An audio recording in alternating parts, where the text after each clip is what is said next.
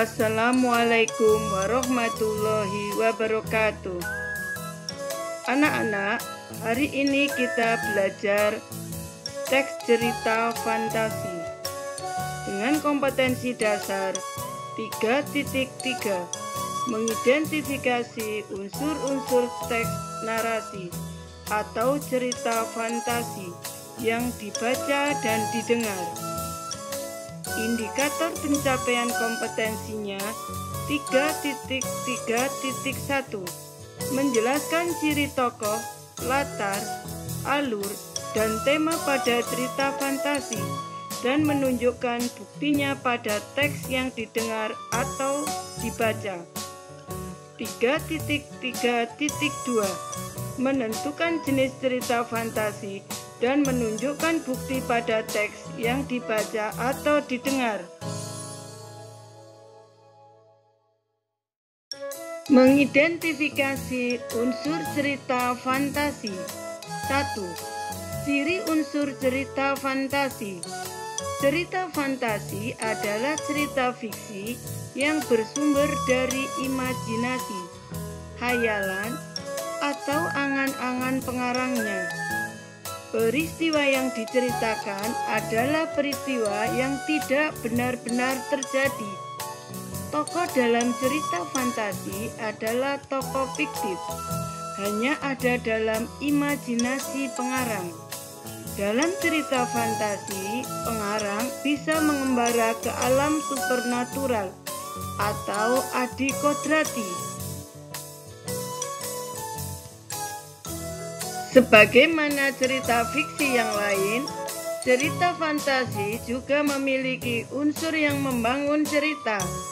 Akan tetapi, unsur yang membangun cerita fantasi memiliki ciri khas yang tidak dimiliki cerita fiksi yang lain. Ciri khas itu adalah sebagai berikut.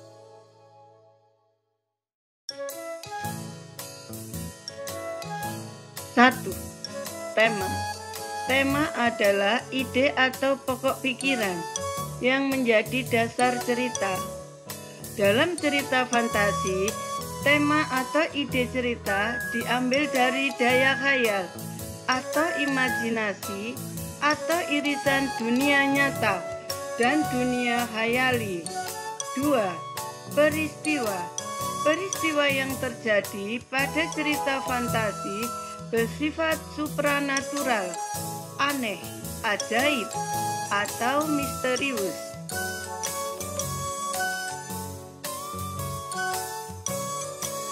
3. Latar.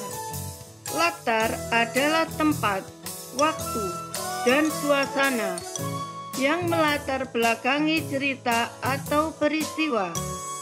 Cerita fantasi menggunakan berbagai latar, lintas ruang dan waktu. Cerita fantasi menggunakan dua latar. Latar yang ada dalam kehidupan sehari-hari dan latar yang tidak ada dalam kehidupan sehari-hari. 4. Tokoh. Tokoh dalam cerita fantasi memiliki sifat yang unik, memiliki kesaktian.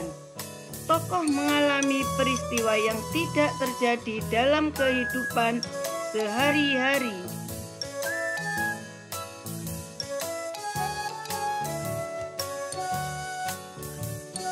5.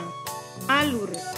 Alur adalah rangkaian peristiwa yang memiliki hubungan sebab akibat atau kausalitas. Rangkaian peristiwa dalam cerita fantasi menerobos dimensi ruang dan waktu.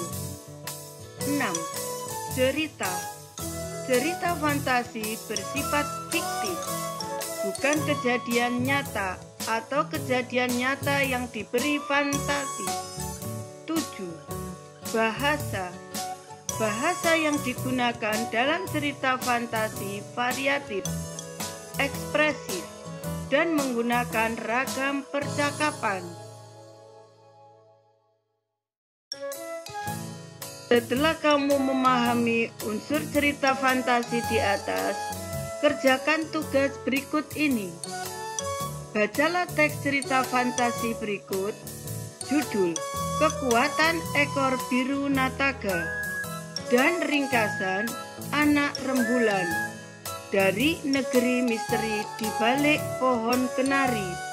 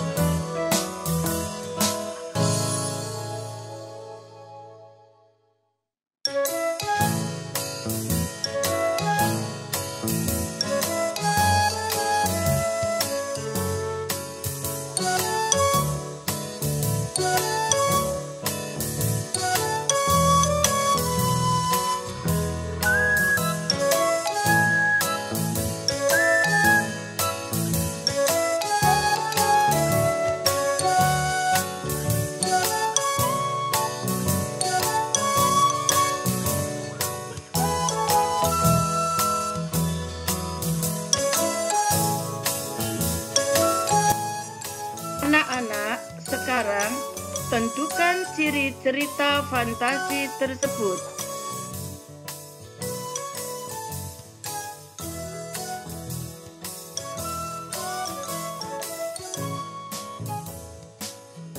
Jenis cerita fantasi. Cerita fantasi dapat dibedakan menjadi beberapa jenis. 1. Berdasarkan kesesuaiannya dalam kehidupan nyata. A. Fantasi total. Fantasi total berisi cerita yang seluruhnya merupakan imajinasi, khayalan pengarangnya, tidak terjadi dalam dunia nyata. B. Fantasi sebagian atau irisan. Fantasi sebagian atau irisan berisi cerita yang sebagian merupakan imajinasi pengarang dan sebagian mengambil dari kehidupan nyata.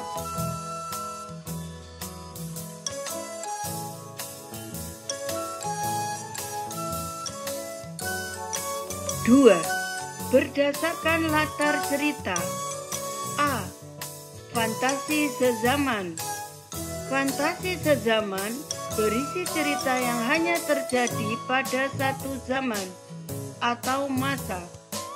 Misalnya, cerita yang terjadi hanya pada masa lampau, masa kini, atau masa yang akan datang. B. Fantasi lintas waktu. Fantasi lintas waktu berisi cerita yang terjadi pada dua zaman atau masa yang berbeda.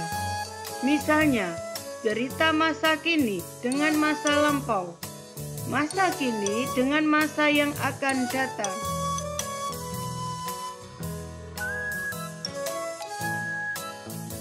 Setelah kamu membaca cerita fantasi dan uraian tentang jenis cerita fantasi di atas, sekarang tentukan jenis cerita fantasi yang kamu baca tersebut.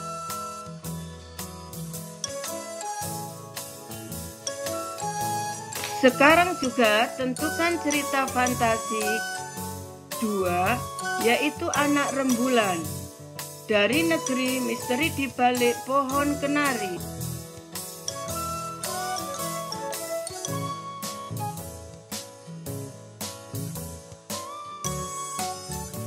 Tugas mandiri untuk penilaian hasil belajar siswa, kerjakan pada tugas 1, 2, dan 3. Kemudian kirimkan ke surel yang sudah ditentukan di grup kelas.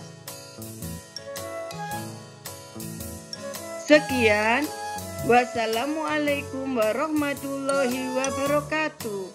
Selamat belajar.